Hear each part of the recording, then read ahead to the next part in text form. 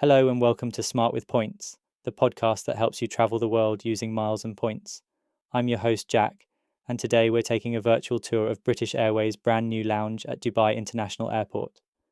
After 6 months of delays and more anticipation than a delayed Emirates A380, BA has finally opened its doors to what might just be their most stylish lounge outside of Heathrow.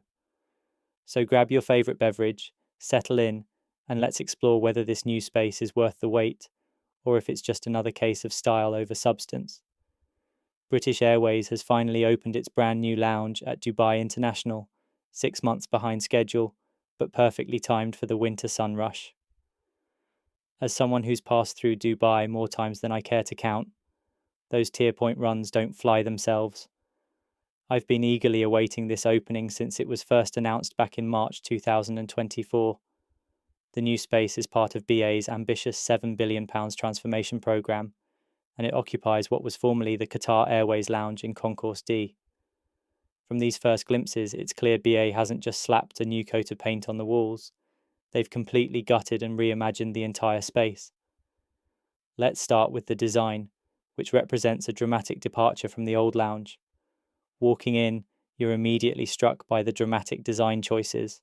Those illuminated archways create an almost theatrical entrance to the bar area, whilst the navy blue chairs and marble-top tables give it a sophisticated feel. It's a far cry from the rather tired aesthetic of the old lounge, which always felt like it was bursting at the seams. Even the bathrooms have received the full treatment. Those geometric tiles and illuminated mirrors wouldn't look out of place in a boutique hotel. It's these touches that show BA is serious about elevating the lounge experience beyond the functional basics we've grown accustomed to over the years. Now let's talk about the food and beverage situation. The buffet setup looks promising, with those individual dessert pots and fresh vegetable crudités showing real attention to presentation.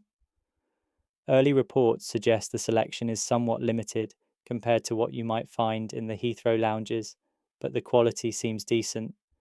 And yes, before anyone asks, BA did manage to spell champagne as champagne on their menu boards, which has already become a bit of a running joke on FlyerTalk. I mean, come on, BA, it's 2025. Surely someone could have run spell check on the menu boards. The main lounge area offers a variety of seating options, from those eye-catching red leather sofas to more intimate navy blue armchairs. The crystal chandelier adds a touch of glamour, though I can't help but notice the lack of natural light. That's the curse of Concourse D, unfortunately. No windows to speak of. The bar area looks particularly inviting, with proper bar seating, finally, and what appears to be a decent selection of spirits. This is a massive improvement over the old lounge's rather apologetic drink station that felt more like an afterthought than a proper bar. For those with BA Gold guest list status or travelling in first class, there's a dedicated Concorde Dining Room featuring 6 booths and 2 lounge areas. This exclusive space should help ease the crowding issues that plagued the old lounge, especially during those peak evening departure times when multiple A380s are preparing to depart for London. So what's the verdict? It's progress, but not quite perfection. Initial feedback from passengers has been largely positive, with particular praise for the attentive staff who are apparently going above and beyond during these opening weeks. The space is significantly larger than the old lounge, which should help with crowding issues, though we'll have to see how it copes once BA's full schedule is operating. The improved facilities, including better showers, more power sockets, and wireless charging stations, address many of the pain points of the old lounge. However, it's worth noting that this still isn't on par with some of the spectacular lounges you'll find elsewhere in Dubai. Looking at you, Emirates. From a practical standpoint, if you're eligible for access, that's BA First Class, Club World, or Executive Club Silver status and above, I'd recommend arriving early to properly explore the new space. The lounge is located in Concourse D, just around the corner from where the old BA lounge used to be.